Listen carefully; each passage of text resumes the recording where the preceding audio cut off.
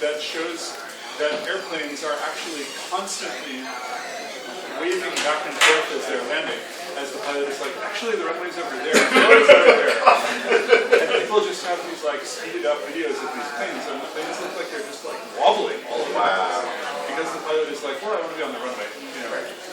So this is this idea of being data-driven, but the important thing about this, in sort of the Aaron case, is you have this huge advantage because we've kind of half-built this semantic web.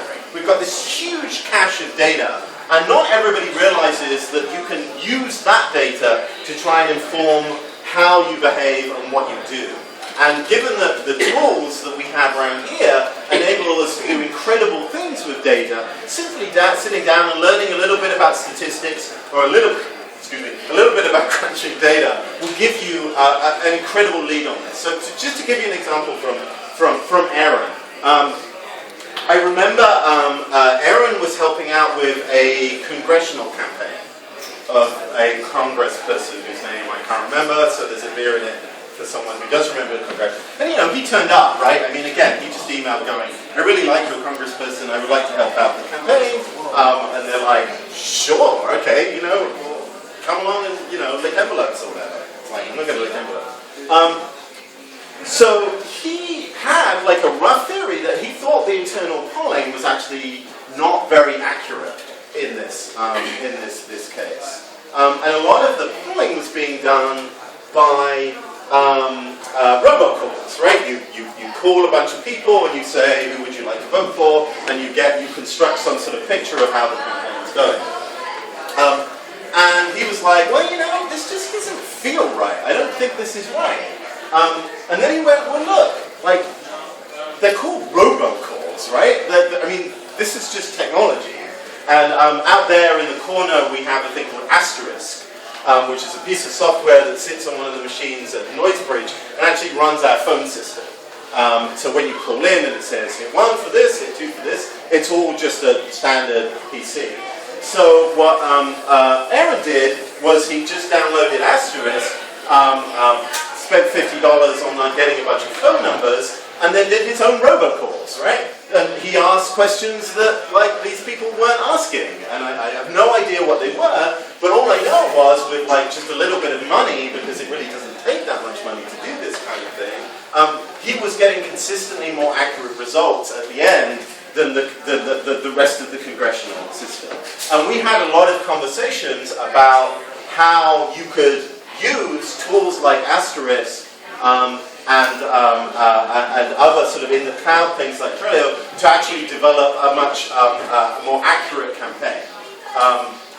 Not really because politicians don't know what they're doing, but if you're just going to go where the data leads you and you're not tied to a particular institution, that gives you a lot of other advantages. Which brings me kind of to the final, I think, point on his particular strategies, which is being independent of institutions. So we don't really have an idea. I can't spell dependent. You just have to spell the name and you get a beer. This is so easy. Institutions. So institutions have their own center of gravity and have their own biases. And if you work for an institution, you inherit those biases, whatever you do. And Aaron was very careful to remain as a sort of independent researcher. He would email people at other institutions, and one of the reasons they'd appreciate what he said is that he'd be contributing things that they, in that sort of group of people, wouldn't necessarily be thinking about. And he worked quite hard to think about like what would interest different people, and he would drop them a little note. So one of the last things he was working on was with Matt Stoller, the blogger, about how to fix the drug problem, the drug war in the US. And like one of the things he was doing was just going through scientific papers that people might not have noticed and trying to find new policy initiatives that weren't being particularly sponsored by an institution, and then working with Matt Stoller to perhaps suggest and build institutions around that kind of thing. One of the really biggest changes that people don't realize about the internet and all of the tools and the things that people are using here right now is the cost of building an institution has plummeted, right? So if I was to list all the different organizations that Aaron himself was pretty much a front for, right? No, the other way around. The institutions were a front for Aaron. It would fill this board, right? He would create institutions like at the drop of the hat, because you could. It doesn't cost much to start one up. You can set up a web page, you can create it, and it can go away when you need to. And most people are sort of used to, at this point, that you kind of grow up with these ideas, and then you find an institution that you like, and then you join it, right? So you really want to do computer science, you go and join Stanford. You really want to hack at electronics, you join Noisebridge. Well, part of the genius of what Aaron realized is that institutions are not stable, and institutions pop up. And if you can't see something that fits with what you think about the world, you should just wrap an institution around you and see if that attracts people in the same way as existing communities do. And that can happen very quickly. I see a lot of the people here are people who've founded hackerspaces in this area and around it. And one of the things that we'll repeatedly tell you is kind of people go, well, how do you get people to turn up at your hackerspace? And you kind of have to just go, oh, we're here, right? And they don't come, but like they're curious because you start saying things and it might not end up being what you wanted in your space, but it's a bunch of people, and once you get a bunch of people around, they have their own autonomy, and they'll aim towards some new thing. And if you don't find an institution that exists for you, you're probably your best bet to try and like combine the interests that you have is to create one yourself. A friend of mine who was a lawyer, actually he's not a friend of mine, I mean he is, but like I met him once. He was a lawyer at, he was a lawyer at Time Warner. And then Time Warner bought AOL, which meant they got Netscape. And like he went, actually I like the Netscape people more, I like open source more, and he went over. And he was going, because he could program, he was a lawyer and he could program. And we were talking about, so the secret of Noisebridge is that it is hierarchical. There's just two levels. There's humans, and then there's Consenso, which is the artificial intelligence that controls all of Noisebridge. And we keep him in the cupboard. And so when people say who's in charge at Noisebridge, we just go, well, Consenso's in charge, and you can go and ask him. And like, the world is divided into people who go, oh, that's really funny, and people go, really? And, both of those people are welcome at Noisebridge. But anyway, one of the things that we talk about a lot is like how to give Consenso autonomy, right? And basically the way that we figure we'll do it is we'll form a shell corporation around Consenso and make all the board members other bots, right? So we'll just make them other AIs, right? We'll maybe have like one human in the loop, and then they'll quit. They'll probably die in a really suspicious typing accident. And then this thing will have like complete autonomy as an AI and wander around. And this is sort of, the amusing thing you talk about at 3 o'clock in the morning. And I saw this lawyer and he went, oh no, that's doable. And he said, well, I have these scripts that create shell corporations. And it's like, what? And he says, no, they're like Perl scripts. I feed in the details, and like they automatically fax off the things, and they create things. So if you wanted to create like an incredibly complicated thing, I just have to like make it recursive.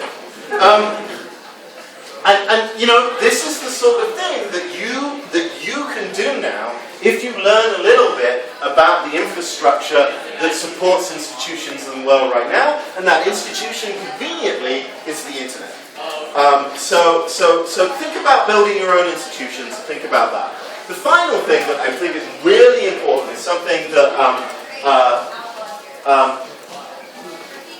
Aaron once told Quinn, my ex-wife, which was mentioned in the divorce proceedings or whatever.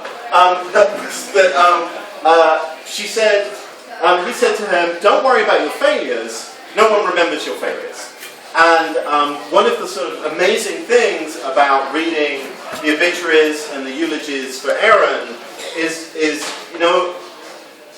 Aaron tried a lot of different things before he got continue to get things wrong. And in all of those eulogies, even though they sort of touch on some of these things, they really don't concentrate on them. And really this is sort of like, if you're talking about kind of A/B testing your life, right? If you're talking about sort of incrementally finding the direction, you can really only find that direction by trying things out, watching them go wrong, and then learning from them. And, you know, I don't want to sound sort of Tom Robbins kind of, you know, life hacky about this. But it's really worth like trying to convey this idea that you can start something and shut it down very easily, and that falls into this sort of institutional lightness of touch that we now have. I can show you a world of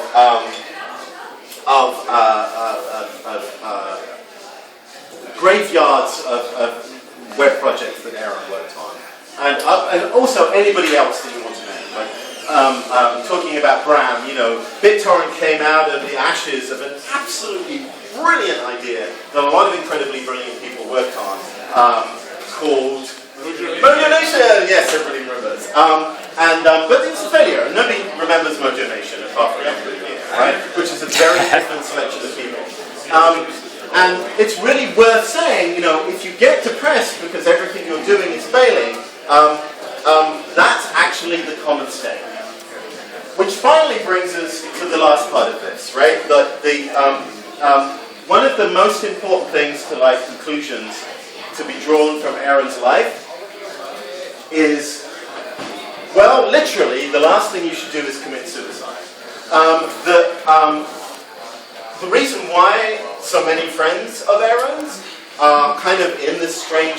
I've now basically been lecturing since he died.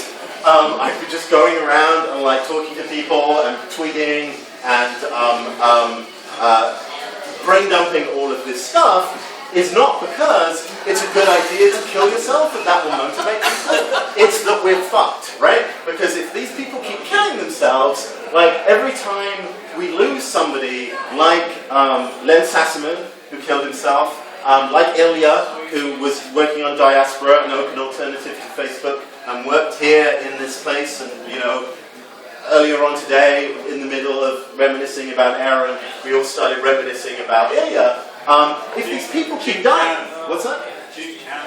Yeah, peer-to-peer hacker also. Who? Right.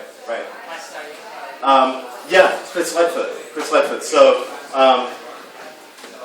Yeah, I don't want to get off track, but like it's a really good... So Chris Lightfoot was a colleague of ours in the UK in the same community that did the same kind of thing as Aaron was doing to download laws, and we worked on that, and it later became a thing called My Society.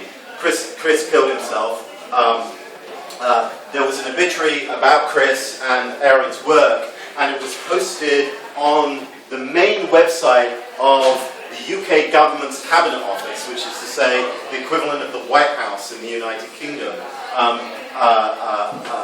the front page of the government digital service, which is the part of that Cabinet Office that controls all of the digital services in the UK. Why? Because all of the people that run that were in the same community as Chris Lightfoot, and were in the same community that have represented, would have been Aaron here. Right? Those people have gone into power in the way that I'm describing to you now.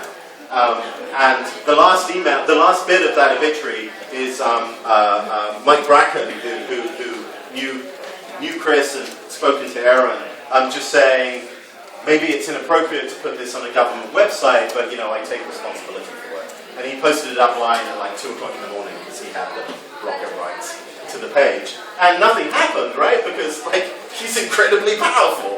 But he did that because that was what you should do to a fallen comrade, and that you need to show that these people that people are extinguishing are actually the potential leaders of the system in the future. Okay, little bit off the track because I want to talk about the importance of self-care in this. Like basically we've lost 70 to 80 to 1,000, depending on how effective he would have been, years of Aaron's contributions to open data and the open web. And we just can't afford to do that, right? So I want to just briefly touch on what you should do amongst yourselves to look after yourselves. And I'm not an expert, I'm not a psychiatrist or something like that, but I am someone who, a couple of years before Aaron, I met Aaron, went through a suicidal phase, and I think that's probably true of many of the people that work in Noisebridge. Mitch Altman, who helped found Noisebridge, runs a Geeks and Depression meetup, and one of the reasons is because, you know, going through this period of failure and success and failure is not good for you, and at those points, particularly if you're a very rational person, it's very hard to imagine being at that point later on. So, some particular things that you can do. In the memorial 2 days ago, I quoted Aaron, aged 14, in one of the first emails I had with him, saying, well, at school you kind of learn that everything is separate, that, you know, there are all these different topics that you have to do, and like there's maths and there's English and they're not connected, and you work alone, right? You sit and do your tests, you can't cheat and look over someone else's pieces of paper. You just sit there and do your sums on your own. And what the web taught him compared to what he was learning at school was that everything was interconnected in the form of hyperlinks, and that everybody does their best work when they're not alone. And so one of the things that's really important to do is to ensure that you're not alone when you're working on things, and other people aren't alone. Now, this is kind of an odd thing to say to geeks, because the last thing I want to be is like followed by people all the time going, are you okay? Are you alright? Are you managing to get some work done? Do you want me to help carry that computer? It would drive you absolutely insane. And all of these community meetups where I met Aaron, like, they'd be really happy and engaged for about 2 hours. And then everyone would go, I have to go back to my hotel room now because this is too many people. But we do have to check in with everybody else that we know. Because in the sort of narrative that people have presented about Aaron, I think there was this idea, there was a wonderful Asperger kind of person who came up to me at the memorial, and I was saying, yes, of course, we're all very upset and stuff, and she said, well, I read one of the posts and it said that he talked about suicide. I said, yes, he did. Was that not like a warning sign?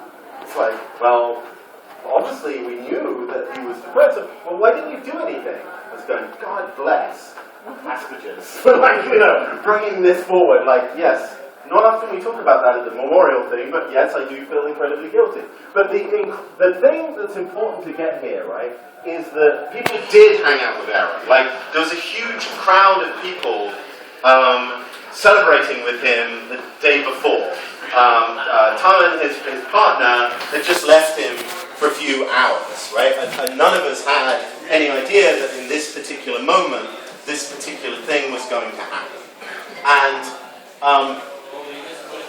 what we need to do is to try and make sure that people aren't sort of alone in themselves, even though they seem to be okay in the outside world. So, how do you do this?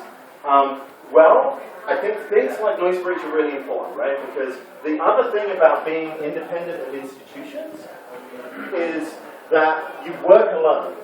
Even though Aaron was working with millions of people, from Nobel Prize winners to, you know, the Internet Archive, to congressmen, to all of those people, fundamentally the work that he was doing was alone. And institutions provide biases, and they provide support, and they provide power, if they're powerful institutions, but they also provide social connectivity. They also provide a bunch of people who understand what you're talking about and connect you to a community and a tribe. And, you know, one of the things as we learn how to do these sort of fly-away, improvised, fly-by-night institutions is we also have to give them social depth too. We also have to work out how they can be a way of providing the sort of basic social contact, which doesn't mean that it evaporates as soon as you turn the other way from someone, but actually permeates and exists for a long period of time. So that's one part of it, and it's something we need to bear in mind when we're building these institutions. The other one, frankly, is just physiological, right? The depression, and I'm sure you will be able to read a lot of this stuff about it, is that depression is an illness, and is a disease. And again, one of the things that Peter Eckersley said about Aaron at the memorial 2 days ago was like, Aaron had like hundreds of scientific papers piled up next to his bedside, and not one of them was on some of the physical illnesses he had, and not one of them was on the mental illnesses that afflicted us. That was beginning to change as time went on. The last conversation I had with Aaron was actually kind of funny. It was about self-control, self-regulation. And he'd been reading a lot of books about self-control and discipline. And he tweeted that, maybe the Victorians were right about almost everything in self-control and discipline. And so I replied back to him going, yeah, I'll work on like Diamond Age hacks. That would be great. And then he recommended some books about sort of fighting depression and procrastination and just, wasting your life not doing things and stuff like that to me. And I was just reading them after he died. And he sort of had the last laugh because I was in the bath reading this book, obviously feeling incredibly depressed and procrastinating, writing these talks. So I was reading a book about how to fight procrastination as a procrastinating thing. And in it was some advice that I said. And there's nothing more depressing than looking at procrastinating in a book, looking for advice to get out of your procrastination, and have someone go, well, Danny O'Brien says the best way to lead your life is to do this. And I was like, fuck you, Aaron. Because he knew that quote was going to be in there. But, so here's the thing, right? If you're depressed, if you're in this huge cluster of mental illnesses, which including mild schizophrenia, including obsessive compulsive disorder, including ADD, that actually change your agency and change your motivation and change your intentions in a way that makes it very hard to separate from your own personality and what you want to do, you need to recognize that as an external problem to be solved in the same way as all of these other things, right? You have to apply all of these techniques. You have to find a community, you have to A/B test on yourself, you have to speak to real experts, and you have to, if necessary, build institutions to support yourself in order to cope with your own illness. Because if you don't do that, then, again, one of the things that when Peter said, why aren't you studying the illness that you had? Aaron said, well, it's not as important as all these other things I'm working on. And as I often did, I beg to differ with Aaron. It's actually the most important thing. When they show you that airplane safety video and it says, give the oxygen mask to the other person before you put it on your book. No. Other way. Yes! Important! Re-edit that bit. Okay, good. I'll do it again. When you, at the sweeping end of this talk, look at that air safety thing, put it on yourself first. Work on your own problems. It may seem self-indulgent, but the most important thing is when you work on those things, publicize what you've learned. And there's no shame in being depressed or suicidal or any of these things that afflict almost all of us. We have to work together to solve those problems, as well as, all of politics, all of technological society, and the entire future ever. So, that's the lesson. Thank you.